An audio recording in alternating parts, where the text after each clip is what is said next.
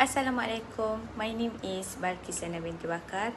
In this video, we will be presenting our group project for BITS 1213 operating system. This project objective is to design and implement a private visual network using VisualBox as the visualization software and Debian as the operating system. The network consists of a Visual Linux server and a Visual Linux client connected through an internal network interface.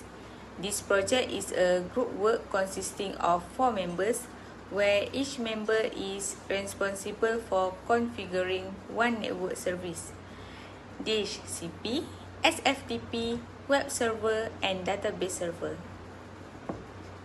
Next, on this slide, we can see the network configuration of the Debian Linux server used as the DHCP server.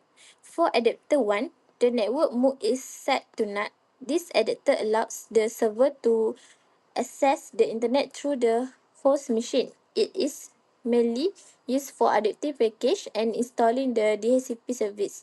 For adapter 2, the network mode is configured as internet network with the network name innet. This adapter is used for communication between the DHCP server and the client machine within the internet network.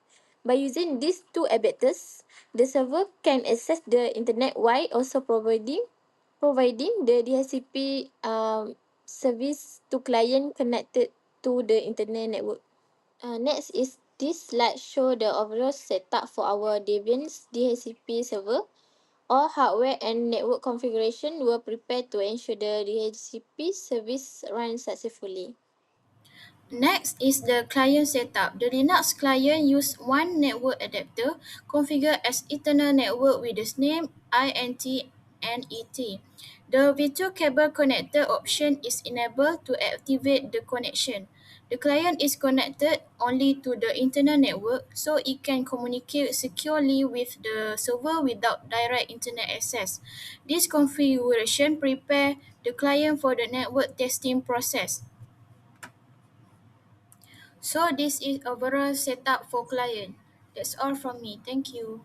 Starting with our server configuration as shown on the terminal capture on the right, reference as server IP address listing, we verify the active network interface using the IPA command, where we can observe that the network interface name ENP0S8 is correctly configured with a static IP address of 192.168.1.254 with a subnet mask. This IP is designated to act as the primary gateway of our internet network client nodes. Moving on the external routing capabilities, we test whether our server is capable of reaching the internet through our outer gateway. As shown in server internet access testing, we ran a ping command to Google's public DNS address. The test was fully successful, showing 0% package loss and immediate response time, verifying that our server has fully active WAN, translation and gateway routing. Next, look at our client-side interface configuration. On the right, in the capsule titled Client IP Address Test, we execute the IPA command on the client. Our client operates on a single interface, which is successfully assigned the IP address within the exact same sub 192.168.1.0/24 subnet. This ensures both devices are on the same physical broadcast domain. Finally, we perform end-to-end connectivity checks from the client terminal, as detailed in the client internet access, first attempting to ping the outside internet at 8.8.8.8 resulted in a 100% package loss, proving that the client sandbox is successfully isolated from external WAN networks. However, when we ping our local gateway server, we achieve immediate response time with zero package loss. This confirms that local subnet routing is fully intact and functioning perfectly. In summary, our local network layout is successfully established.